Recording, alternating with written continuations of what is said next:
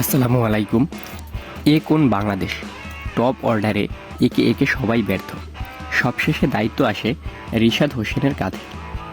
তিনি কিছুটা চেষ্টা করলেও শেষ পর্যন্ত পারেনি। শেষমেশ সিরিজ জিতে নেয় যুক্তরাষ্ট্র। चीटिंग चीटिंग चीटिंग करता है तू। এ যেন বাংলাদেশকে নিয়ে ছেলে খেলা। তাই তো সিরিজ হারিয়ে এখন হোয়াইট ওয়াশের সামনে লর্ড বাহিনী।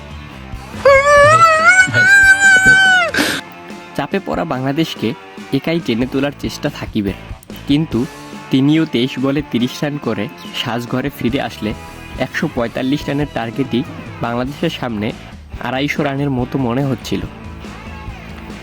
145 রানের লক্ষ্য তাড়া করতেই যাদের এই অবস্থা, তারা নাকি আবার খেলবে বিশ্বকাপ। अबे जल्दी बोल, कल सुबह पनवेल निकलना है।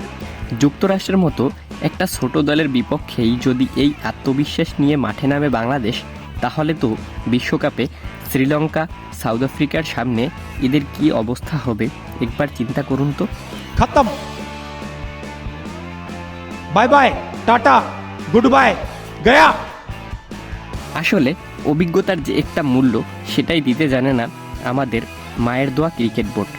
যদি দলে তানজিম সাকিবের জায়গায় সাইফুদ্দিনকে দলে নেওয়া হতো এবং মেহেদী মিরাজ অথবা যদি তামিমকে অবসর ভেঙে ফিরিয়ে আনা হতো, তাহলে হয়তোবা খেলার রেজাল্ট কিছুটা ভিন্ন হলেও হতে পারত। Control control. তাই মায়ের দোয়া ক্রিকেট বোর্ডের কাছে সকলের একটাই দাবি, সময় থাকতে এখনও যোগ্যদের মূল্য দিতে শিখুন। না হলে আর কিছুদিন পর বাংলাদেশ দল উগান্ডা, নাইজেরিয়া, এমনকি জাপানের সাথেও হারতে হবে। তাই সময় থাকতে যোগ্যতার মূল্য দিতে শিখুন। তামিমকে অবসর ভেঙিয়ে ফিরিয়ে আনুন এবং অধিনায়কত্বের দায়িত্ব দিন।